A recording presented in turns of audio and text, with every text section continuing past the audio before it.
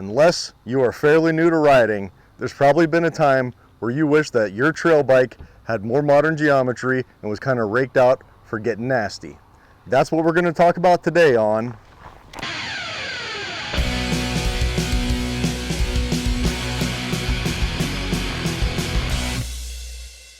If you listened to the intro and you thought to yourself, yeah, I wish back in the day that I had a trail bike that had better geometry to it, well, the wait's over. There's a lot of manufacturers that are getting on board with this, and they're making this nice, aggressive trail category. Some people want to call them downcountry. Some people calling them light enduro bikes. Either way, they're all mountain bikes. They're all made to be ridden. Orange has helped us out, and they have offered up two models that have gone under this theory, both getting the Evo treatment. This one right here that we have in front of us is the 2020 Stage Evo LE. LE stands for limited edition, as this is the model that has launched it for the brand. The other model they made is the 5 Evo. The difference is the Stage Evo is the 29-inch version. The 5 is the 27.5-inch version.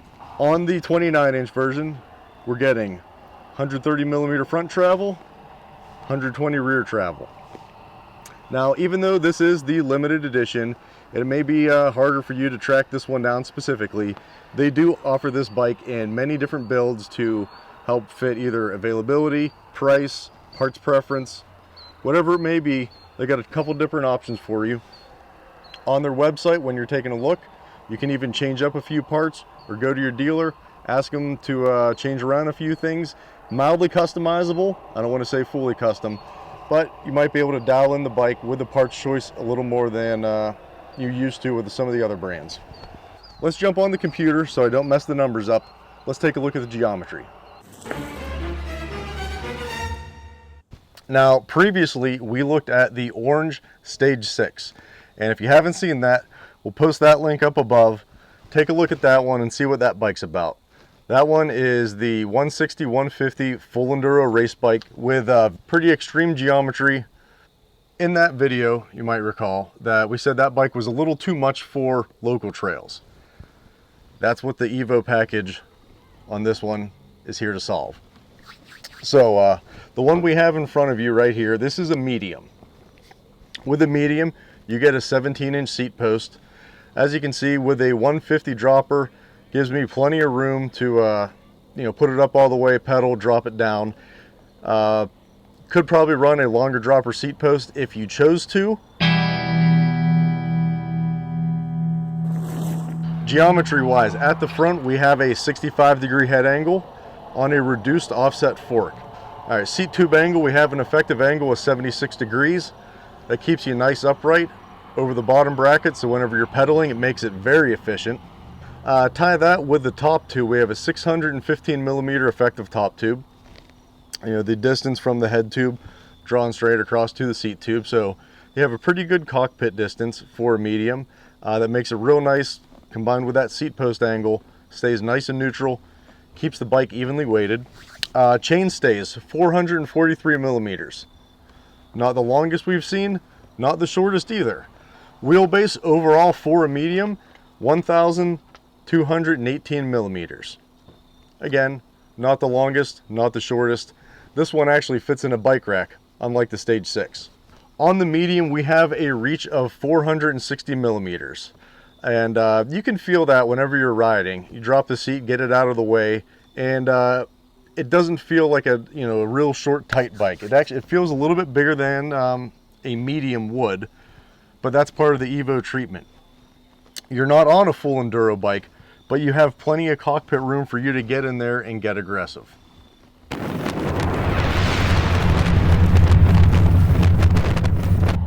Good geometry is something that every bike needs. What it also needs to ride like a dream is a good part set. And with the limited edition right here, they didn't hold back. This bike has more machined UK aluminum on it than probably, well, anything I've ever seen. Starting at the top here, we've got a Bergtech cockpit, stem and handlebar. Very nice. braking duty is taken care of by the Hopes Tech 3 master cylinders with a 4-piston caliper. Let's get a close-up and zoom in on that, because man, do they look good. Front fork, we have the RockShox Pike Ultimate reduced offset, 130 travel, debonair air spring with the Charger 2.1 dampener, high and low speed compression with rebound adjust. Coming down here in the frame, this is one of the handmade models in the Halifax factory with their sheet metal pressed semi-monocoque design, and then the nice long seam welds. Rear suspension is the RockShox Super Deluxe Ultimate. That's a lot of descriptors for a shock, 3 separate words, but it works very well. Drivetrain, down below, we've got the Hope Evo crankset connected to the Shimano Dior XT 12-speed drivetrain.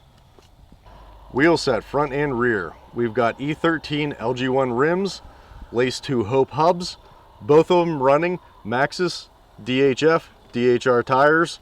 Ultimate grip combination, you can't go wrong there.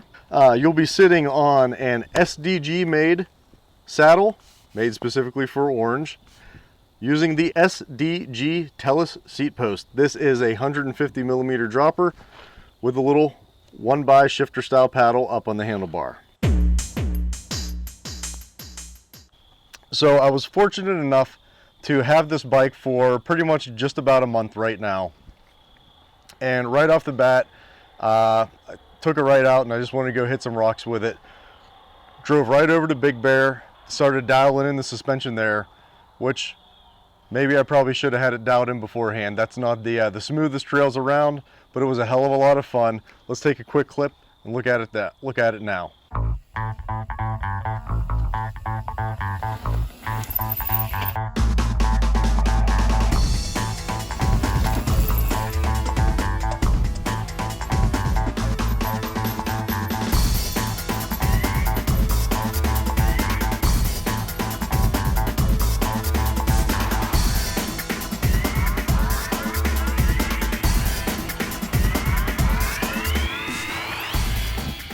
With the frame, one of the things they changed, which is something that they're changing on all of the bikes that they're doing revisions to, is they're altering how they're putting the shock and they're putting the main pivot.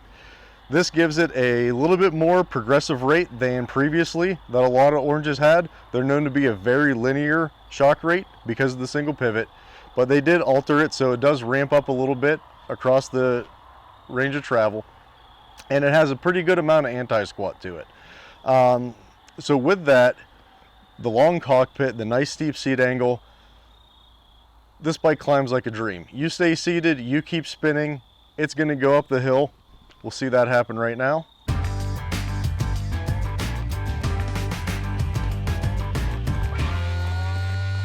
Given the Evo geometry, when you're climbing, if you get out of the saddle and you're over the front end too much, it will stiffen up the rear end, and it might get a little loose, it might kick out a little on you and be a little harsher going up hills.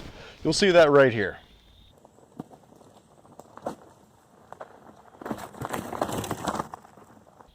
Took this bike out, ran it over almost every local trail we had around here. Did some really long rides on it, and I'll show you right here in a couple clips. It does everything I need a mountain bike to do as far as regular trail riding. Goes over roots, I can drop down a few things, huck off some stuff, up hills, down hills, corners. Man, is it fun to corner. You get in the good position, get a little bike body separation, keep your weight centered, and it'll just hit some berms for you.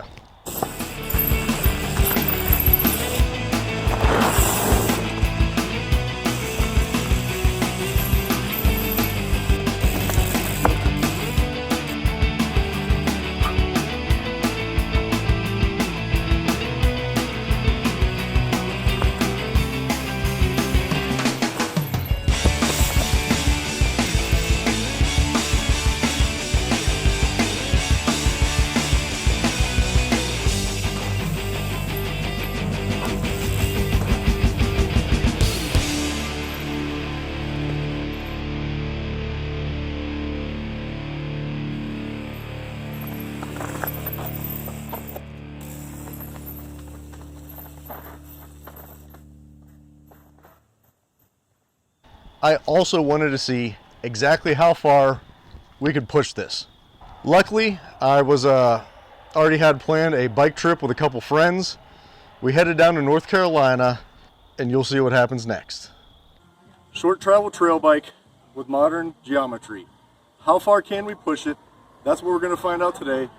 We brought the Orange Stage Evo to Bailey Bike Park, and we're probably going to beat the shit out of ourselves doing this, but it's going to be fun. Let's see what happens.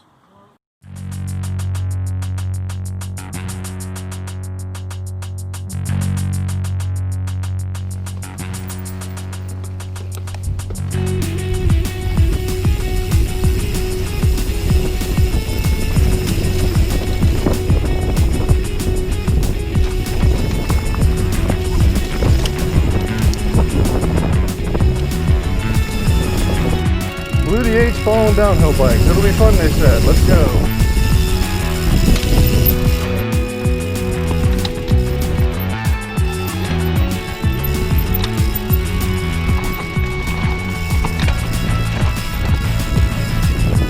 Yeah, this bike is making it interesting.